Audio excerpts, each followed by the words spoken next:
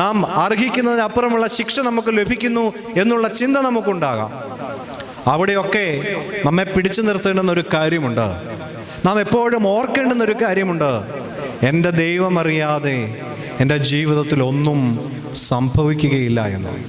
നമ്മുടെ ജീവിതത്തിൻ്റെ ഏത് പ്രതിസന്ധി വന്നാലും എനിക്ക് പിടിക്കുവാൻ തമ്പുരാൻ്റെ കരമുണ്ടെന്നുള്ള ഒരു ഉറച്ച വിശ്വാസം നമ്മെ നയിക്കുന്നുവെങ്കിൽ, എത്ര വലിയ പ്രയാസമാണെങ്കിലും, എത്ര വലിയ ബോധ്യങ്ങളാണെങ്കിലും, നമ്മെ തകർക്കുന്ന ബോധ്യങ്ങളാണെങ്കിലും, അവിടെയൊക്കെ ചേർന്ന് നിൽക്കുവാൻ നമുക്ക് കർത്താവിൻ്റെ കരമുണ്ടെങ്കിൽ അതിനെയൊക്കെ അതിജീവിക്കുവാൻ നമുക്ക് കഴിയും എന്നുള്ളതിന് യാതൊരു സംശയമില്ല.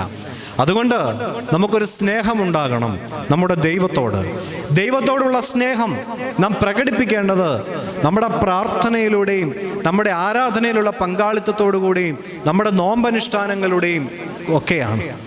അങ്ങനെ ദൈവത്തോടുള്ള സ്നേഹം നമ്മൾ പ്രതിഫലിപ്പിക്കുമ്പോഴാണ് നമ്മുടെ